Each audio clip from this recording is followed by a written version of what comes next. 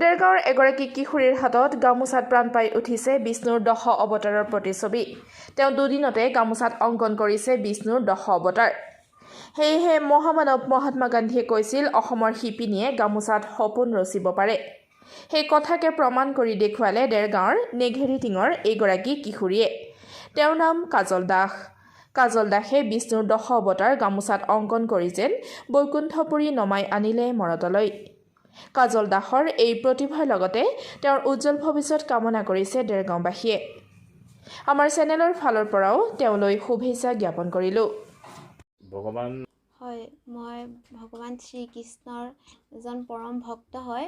মই তেওঁৰ শ্ৰীচৰণত স্থান পাবৰ বাবে, তেওঁৰ ভক্তি প্ৰকাশ কৰিবৰ বাবে মই এই চিত্ৰ আঁকো। মই কোনো আনুষ্ঠানিক শিক্ষা নাইকিয়া। মই মাত্ৰ ভগৱান শ্ৰীকৃষ্ণকে গুৰু আৰু মোৰ পিতৃ শিল্পী হয় এজন। তেওঁৰ অনুপ্ৰেৰণাতে মই এই চিত্ৰ কাৰ্যত মই আগবাঢ়িছোঁ। আপোনালোকক আজি বহুত ধন্যবাদ মোক প্ৰচাৰ কৰাৰ বাবে। আৰু মই এই গামোচাত এটা নতুন চিন্তা লৈ ভগৱান বিষ্ণুৰ 10টা অৱতাৰ 10 অৱতাৰ আঁকিব চেষ্টা কৰিছিলোঁ। প্ৰথমে মই মোৰ বাৰ ফেচবুকৰ দ্বাৰা প্ৰচাৰ কৰিছিলোঁ মই বৰাহৰ অৱতাৰ। তাকে দেখি এজন ব্যক্তি 1 নং বৰপাকৰ বৰনামঘৰৰ বাবে শতবৰ্ষ উদযাপনৰ বাবে 10খন গামোচা দিছিলে মোক 10 অৱতাৰ আঁকিবৰ বাবে। মই দুদিনত 2টা ৰাতিত উজাগৰে থাকি মই 10খন গামোচাত ভগৱান বিষ্ণুৰ 10 অৱতাৰ আঁকি উলিয়াইছিলোঁ।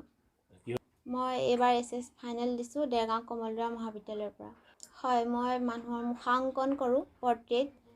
অৰ্ডাৰ দিলে মই কৰি দিওঁ আৰু বাকী নেচাৰো আঁকো আৰু প্ৰায়ভাগ অধিক কিন্তু মই শ্ৰীকৃষ্ণৰ আঁকো। পোনপ্ৰথমে আপোনালোকক ধন্যবাদ জনাইছোঁ। তাইৰ এই প্ৰতিভাটো আচলতে সুপ্ত হৈ আছিল। তাই কোনো আনুষ্ঠানিক শিক্ষা নাইকিয়া, সেইবাবে মই ইমান নিদিওঁ, যিটো মোৰ ভাল লাগে সেইটো দিওঁ। তাই যে এই প্ৰতিভাক আপোনালোকে উলিয়াই আনিছে তাৰ বাবে অশেষ ধন্যবাদ। তাই সেই অৰ্ডাৰটো যেতিয়া কৈছিলে দাদাজনে, তুমি 2টা নিশাতে এই 10 অৱতাৰ অংকন কৰিব পাৰিবানে, তেতিয়া মোৰ ভয় লাগিছিল। তাই ইমান এই সাহস কৰিছে, কোনো শিক্ষা নলকে পাৰিব জানো? মই মনে মনে অলপ ভয়ো লাগিছিল। তথাপিও তাই যেতিয়া নিশা 2টা 3টা বজালৈকে এই অংকন কৰি আছিল, মই বিচনাতে বহি চাই আছিলোঁ, তাই আঁকি আছিলে। মোৰ টোপনি ধৰিছিলে যদিও তাই ভয় কৰিব বুলি মই ৰৈ আছিলোঁ। তাই যিদিনা তাই সেই নামঘৰত দিছেগৈ, নামঘৰৰ এখন গাঁৱৰ বাসীয়ে তাইক সন্মান যাচিছে, মোৰ বহুত ভাল লাগিছে। আৰু আপোনালোকেও তাৰ পিছদিনা মই ফেচবুকত দিছোঁ, নামঘৰত নিদিয়া আগতে মই ফেচবুকত নাই দিয়া। নামঘৰত দিয়াৰ পিছত যেতিয়া ফেচবুকত দিছোঁ, আপোনালোকে সঁহাৰি জনাইছে। আজি আপোনালোক আমাৰ ঘৰলৈ আহি তাইৰ প্ৰতিভাক সন্মান দিছে, মই বহুত ধন্যবাদ জনাইছোঁ আৰু আমি সুখী হৈছোঁ। এই সকলোকে মই কৃতজ্ঞতা জনাইছোঁ আৰু সকলোকে মৰমেৰে ধন্যবাদ জ্ঞাপন কৰিছোঁ।